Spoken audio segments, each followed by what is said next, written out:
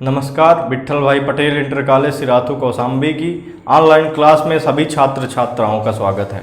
कल की क्लास में भाई पिछली क्लासें हमारी बढ़िया चल रही हैं, क्रम से चल रहा है। आप घर में थोड़ा पढ़ाई कीजिए। हमारा चैप्टर जो चल रहा है भाई 12वीं में क्या चल रहा है, वैद्युत चालन चल रहा है, इलेक्ट्रिकल कंडक्शन चल रहा है। 5वां अध्याय है।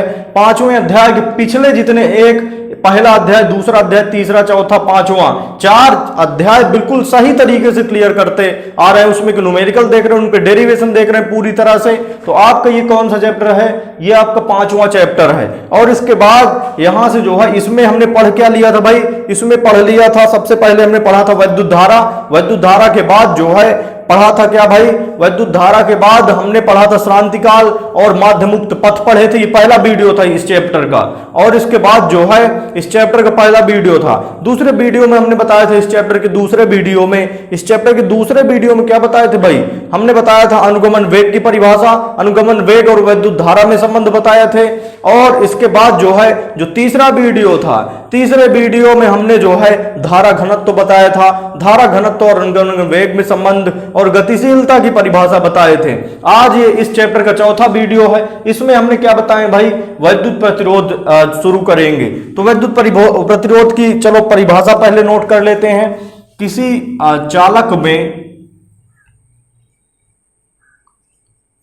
चालक में धारा वैद्युत धारा के मार्ग में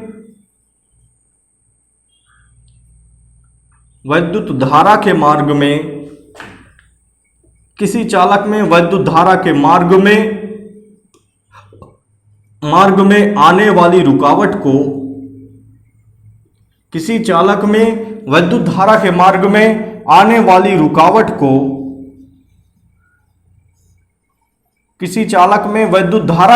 में आने वाली रुकावट को वैद्युत प्रतिरोध कहते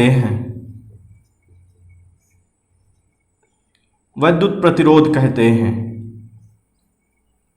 ध्यान दीजिएगा भाई, प्रतिरोध कहते हैं। प्रतिरोध का मतलब है रुकावट पैदा करना।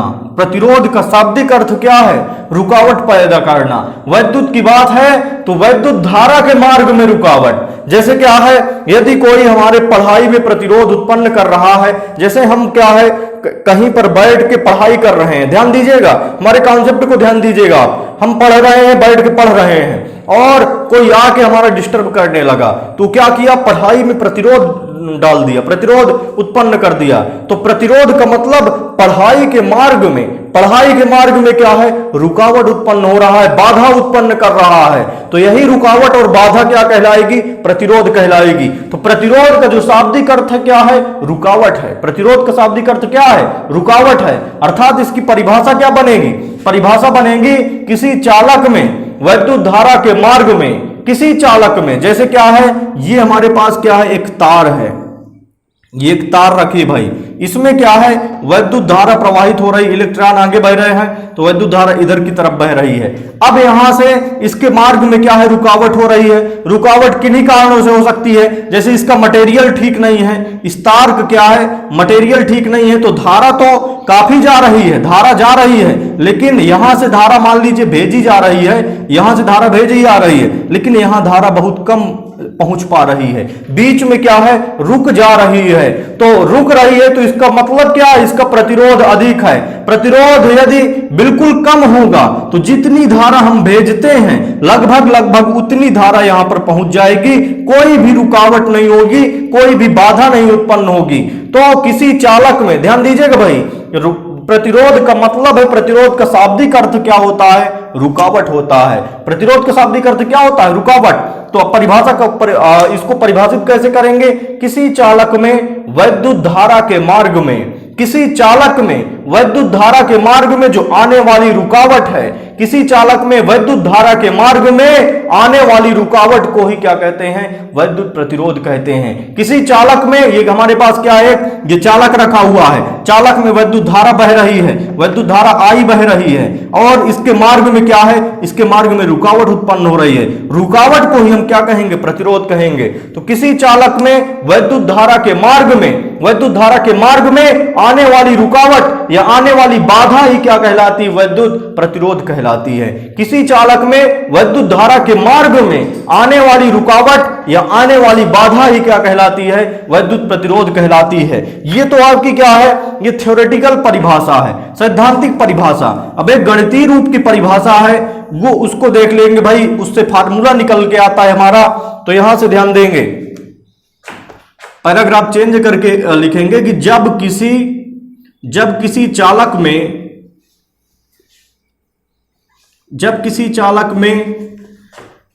वैद्युत विभव दिया जाता है, जब किसी चालक में वैद्युत विभव बढ़ाया जाता है,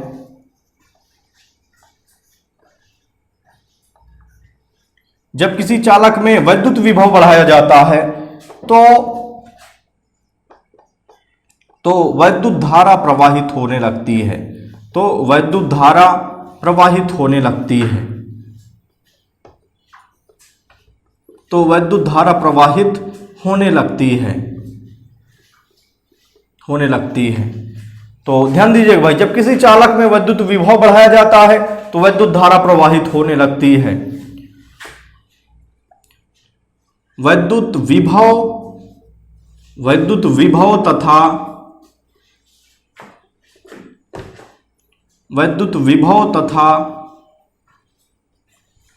वैद्युत धारा के अनुपात को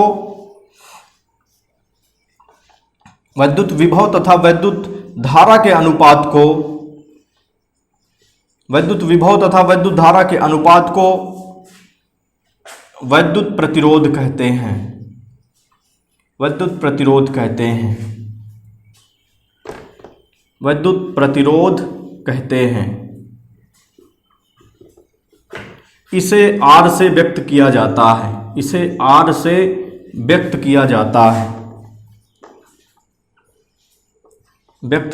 ध्यान दीजिएगा थोड़ा सा, ये जो है आप बिल्कुल जो हम लिखते हैं इतनी देर हमें लगती है लिखने में, आप भी कॉपी पेन लेके बैठिए भाई। और जो है जितना हम बोल रहे हैं, लिखते समय जितना टाइम लग रहा है, आप भी उसी समय नोट करते चलिए। और बिल्कुल ध्यान दीजिए भाई, जो आप लिखे हैं कॉपी में, थोड़ा उसको जो फोटो खींच के हमें भेजिए हमारे पर्सनल व्हाट्सएप नंबर पर। पर्सनल व्हाट्सएप नंबर हमारा क्या है? 7985567816।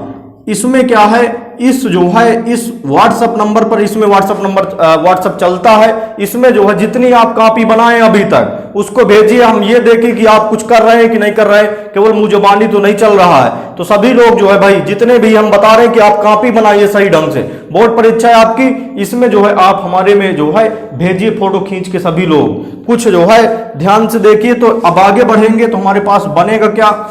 यहां से परिभाषा ध्यान देंगे थोड़ा सा भाई। इतनी परिभाषा तो हमने क्लियर करा दिया था। किसी चालक में वैद्युत धारा के मार्ग में आने वाली रुकावट क्या कहलाती है? वैद्युत प्रतिरोध कहलाती है। अब इसके बाद ये क्या है परिभाषा भाई? जब किसी चालक में वैद्युत विभव बढ़ाया जाता है तो वैद्युत धारा प्रवाहित होने लगती है। जैसे क्या है कि हमारे पास जो है घर में देखेंगे कि 5 वोल्ट की बैटरी है, यदि जो है वोल्ट बढ़ाएंगे, विभव बढ़ाएंगे तो धारा उसी क्रम में ज्यादा बहती है। यदि बैटरी में कोई विभव नहीं होगा, 0 वोल्ट की बैटरी होगी, तो उसमें धारा नहीं बहेगी, धारा नहीं निकलेगी। तो यदि किसी चालक में विभव बढ़ाया जाता है, विभव मतलब वोल्टेज बढ़ाया जाता है, वोल्ट बढ़ाया जाता है, तो यदि किसी चालक में विभव बढ़ाया जाता है तो वैद्युत धारा क्या होने लगती है? प्रवाहित होने लगती है। वैद्युत विभव तथा वैद्युत धारा के अनुपात को क्या कहते हैं? वैद्युत प्रतिरोध कहते हैं। तो यहां से अर्थात बनेगा क्या भाई? परिभाषा बहुत आसान है इसकी। अर्थात R बराबर क्या होगा? V/I होता है। R बराबर क्या होता है भाई?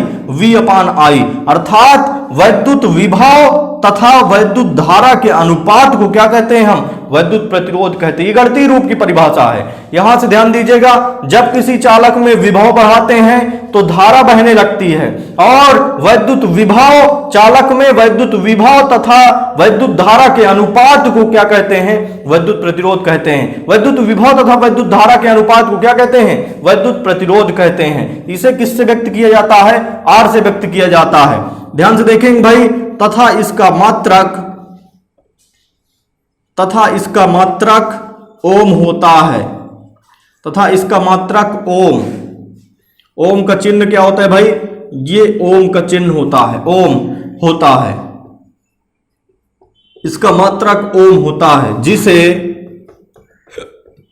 ये ओम होता है भाई। ओम को और क्या कह सकते हैं? ओम को इस फार्मूले के अनुसार मात्रक और निकाल सकते हैं। क्या निकाल सकते हैं? वोल्ट प्रति एम्पियर, जिसे वोल्ट प्रति एम्पियर भी कहते हैं, वोल्ट प्रति एम्पियर भी कहते हैं,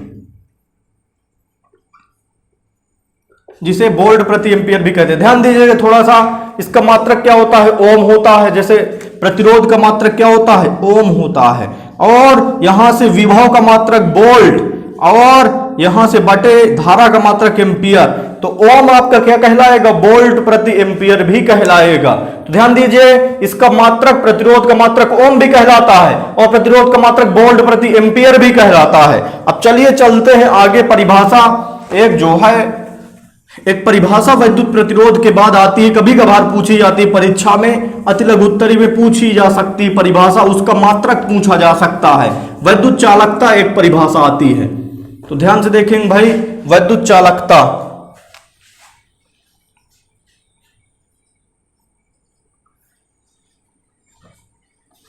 विद्युत चालकता, तो इसकी भाई, इसकी परिभाषा देखते हैं एक बार थोड़ा सा। विद्युत चालकता की परिभाषा, विद्युत चालकता की परिभाषा केवल अति लघु उत्तरी में आती है, कभी कभार आती है। तो विद्युत चालकता की परिभाषा होती है भाई, विद्युत प्रतिरोध के व्युत्क्रम को, विद्युत प्रतिरोध के व्युत्क्रम को, विद्युत प्रतिरोध के व्युत्क्रम को, विद्युत प्रतिरोध के व्युत्क्रम को विद्युत चालकता कहते हैं, विद्युत चालकता कहते हैं। ध्यान से देखिएगा, विद्युत प्रतिरोध के व्युत्क्रम को विद्युत चालकता कहते हैं। इसका मात्रक,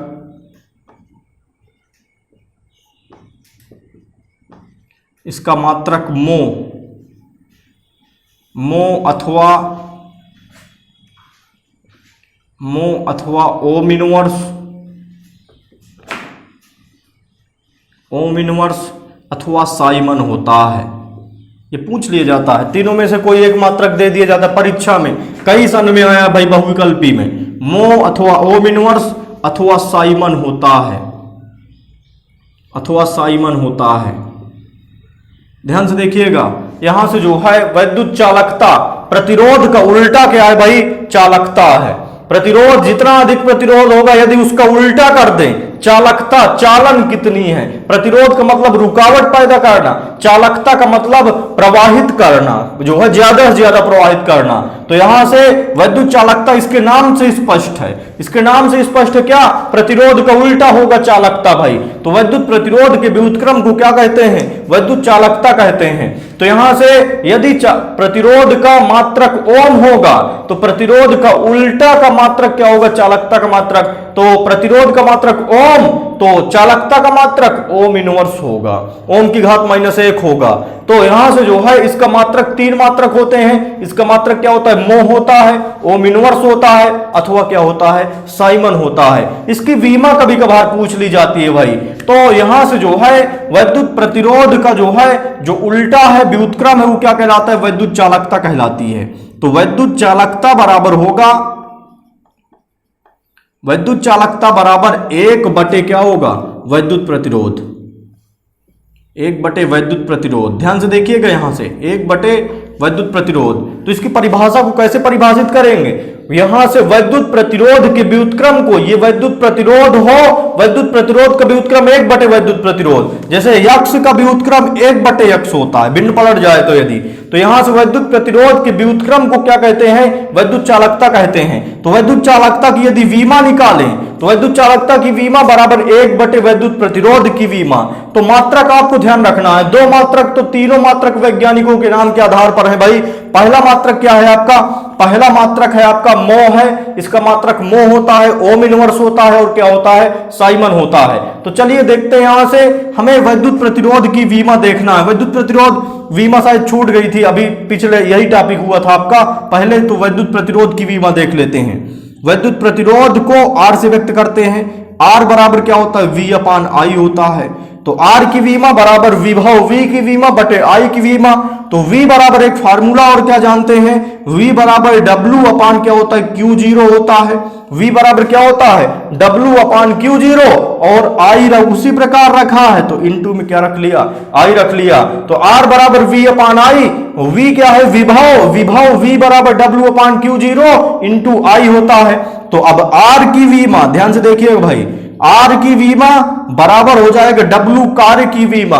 कार्य और बल की वीमाएं बेसिक विमाएं, इनको ध्यान रखिए। तो कार्य की वीमा क्या होता है, यम एल स्क्वायर टी की power -2, M L square T की पावर -2 बटे क्यू एक आवेश है, क्यू जीरो आवेश है, तो आवेश की वीमा ए इंटू टी होती है, और वैद्युत धारा की वीमा एम्पियर ए होती है। बिल्कुल ध्यान दीजिएगा भाई, आवेश की वीमा ए इंटू टी, धारा की वीमा ए हो गई। तो ए और ए मिला के कितना होगा भाई, ए और ए मिला के ए गुणे ए कितना हो जाएगा, ए स्क्वायर्ड ए बनेगा। तो अब इसको अंश में ले जाइए तो यहां से क्या बनेगा, यम हो गया, यल स्क्वायर हो गया, टी की पावर -2 हो गया, और इसके बाद जब अंश में ले जाएंगे टी घात 1 दिख रहा है, तो यहां से जब अंश में ले जाएंगे तो टी की पावर -1 हुआ, और ए स्क्वायर है तो जब घात ऊपर जाएगी तो घात माइनस में हो जाएगी, तो ए की पावर क्या हो जाएगा, -2 हो गया। तो ये हमारे पास वीमा है। अब इसको थोड़ा सा जो है समान घातों, जो है समान आधार वाली राशियां गुणा में क्या हो जाती है भाई, उनकी घात जुड़ जाती है। तो यहां से बनेगा क्या, यम हो गया, ध्यान से देखिएगा, और यल स्क्वायर उसी प्रकार रहेगा, और इसके बाद टी समान आधार दिख रहा है, बीच में गुणा लगा है, तो -2 -1 जोड़ लीजिए तो टी की पावर क्या हो जाएगा, -3, और ए की पावर क्या हो जाएगा, -2 है। तो ये क्या हो गई, आर की वीमा हो गई। तो अब यहां से वैद्युत चालकता की वीमा ध्यान देंगे भाई, तो यहां से वैद्युत चालकता की वीमा बराबर हो जाएगा, वैद्युत चालकता की वीमा बराबर 1 बटे वैद्युत प्रतिरोध की वीमा। तो वैद्युत प्रतिरोध आर की वीमा निकाल चुके हैं, तो वैद्युत प्रतिरोध की वीमा क्या आती है भाई, यम एल स्क्वायर टी की पावर -3 और ए की पावर -2, ये क्या है, वैद्युत प्रतिरोध की वीमा है। अब इसके बाद इन सभी राशियों को अंश में ले जाइए, ऊपर ले जाइए, तो जब ऊपर ले जाएंगे यम की घात 1 है, ऊपर जाएगा तो यम की घात -1, यल स्क्वायर है, ऊपर जाएगा तो यल की पावर -2, टी की पावर -3 है, ऊपर जाएगा तो टी की पावर 3, और ए की पावर -2 है, तो ऊपर जाएगा तो क्या हो जाएगा, ए की पावर 2 हो गया, ए स्क्वायर हो गया। तो ये क्या हो गई, आपकी वैद्युत चालकता की वीमा हो गई। बिल्कुल सही तरीके से पढ़ेंगे, पूरा कोई भी चीज छूटने नहीं पाएगी भाई। और यदि आपको समझ में आ रहा है वीडियो, तो जो है समझ में आ रहा है वीडियो, तो नीचे जरूर लिख देंगे कि समझ में आ गया है, और वीडियो को लाइक भी करते चले, इससे थोड़ा सा मोटिवेशन जो है बनता है कि हाँ इतने लड़के जो है हमारे वीडियो को पसंद कर रहे हैं, समझ में आ रहा है उनको, इसलिए लाइक कर रहे हैं। तो वीडियो लाइक करते चले भाई। तो ये भाई आपका जो है इतनी कंडीशन। चलिए इसमें एक टॉपिक और है, ओम का नियम और बताते हैं। और ओम के नियम का जो है डेरिवेशन आता है अनुगमन वेग के आधार पर ओम के नियम की व्युत्पत्ति। ओम का नियम तो लिखने के लिए कम ही पूछा जाता है, या पूछा जाता है मान लीजिए, तो आपको याद रहना चाहिए, याद रहना चाहिए भाई ओम का नियम। ओम का नियम को परिभाषा जो है डिफाइन करेंगे, और एक डेरिवेशन बहुत परीक्षा में आता है, हर बार आता है, अनुगमन वेग के आधार पर ओम के नियम की व्युत्पत्ति। आप किताब उठा के देख लीजिए या क्वेश्चन बैंक उठा के देख लीजिए, अनुगमन वेग के आधार पर ओम के नियम की व्युत्पत्ति दी होगी, तो उसको जो है कल के डेरिवेशन में करेंगे। तो ओम का नियम चलते हैं भाई, ओम का नियम ध्यान से देखिएगा, इसको लिख लेते हैं, इसके बाद समझाते हैं। यहां से ओम का नियम सन 1826 ईस्वी में, सन 1826 ईस्वी में वैज्ञानिक वैज्ञानिक जॉर्ज साइमन ओम, जॉर्ज साइमन ओम ने, ध्यान से देखिएगा परिभाषा, सन 1826 ईस्वी में वैज्ञानिक जॉर्ज साइमन ओम ने किसी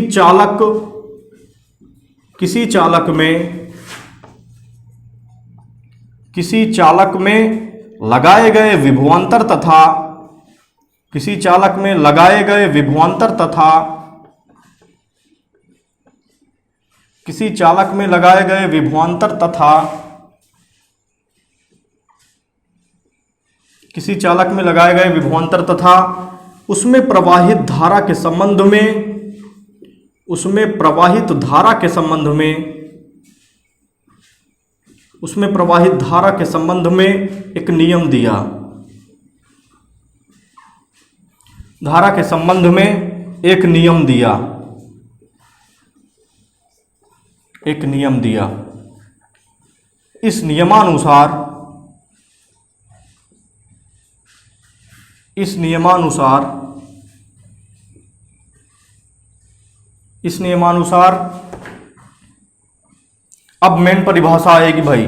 यहां तक थोड़ा सा ये परिभाषा लिखना बहुत जरूरी है। यदि आप अच्छे नंबर पाना चाहते हैं तो ये थोड़ी मेन परिभाषा बस नहीं लिखेंगे, इसको भी थोड़ा आप लिखेंगे तो थोड़ा इफेक्टिव बन जाती है आपकी परिभाषा।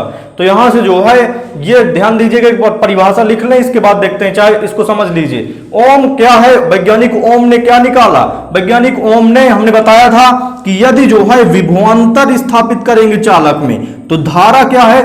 बहने लगती है। ये केवल बताया गया था। धारा किस अनुपात में बहती है, किसके अनुसार बहती है, उसके संबंध में एक नियम दिया वैज्ञानिक ने। जैसे कि हमने बताया था, एक बैटरी यदि 0 वोल्ट की बैटरी होगी तो उसमें धारा नहीं प्रवाहित होगी। यदि वोल्टेज बढ़ाते जाएंगे, 5 वोल्ट किया, 12 वोल्ट किया, फिर इसके बाद और आगे बढ़ाएंगे तो धारा उसी में क्या होगी? उसी के अनुपात में बहने लगती है। तो वैज्ञानिक जो है डॉक्टर जॉर्ज साइमन ओम ने, ध्यान से देखिए भाई, सुनेगा, सन 1826 ईस्वी में वैज्ञानिक जॉर्ज साइमन ओम ने किसी चालक में प्रवाहित, किसी चालक में स्थापित वोल्टेज, स्थापित विभवांतर तथा उसमें प्रवाहित धारा के संबंध में, किसी चालक में, ध्यान से देखिएगा यहां से, किसी चालक में लगाए गए विभवांतर, यदि विभवांतर लगा रहे हैं तो इसमें क्या बहने लगती है? धारा बहने लगती है। किसी चालक में लगाए गए विभवांतर तथा उसमें प्रवाहित होने वाली धारा के संबंध में एक नियम दिया। वैज्ञानिक जॉर्ज साइमन ओम ने सन 1826 ईस्वी में, वैज्ञानिक जॉर्ज साइमन ओम ने किसी चालक में लगाए गए विभवांतर, किसी चालक में लगाए गए विभवांतर तथा उसमें प्रवाहित होने वाली धारा के संबंध में क्या दिया?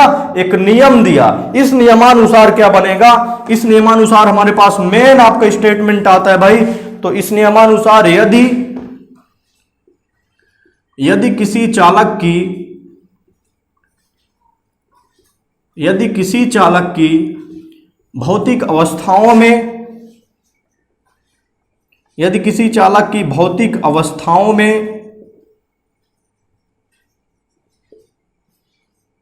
यदि किसी चालक की भौतिक अवस्थाओं में परिवर्तन ना हो रहा हो, परिवर्तन ना हो, यदि किसी चालक की भौतिक अवस्थाओं में परिवर्तन ना हो तो उसके सिरों, तो उसमें लगाए गए विभवांतर, तो उसमें लगाए गए विभवांतर,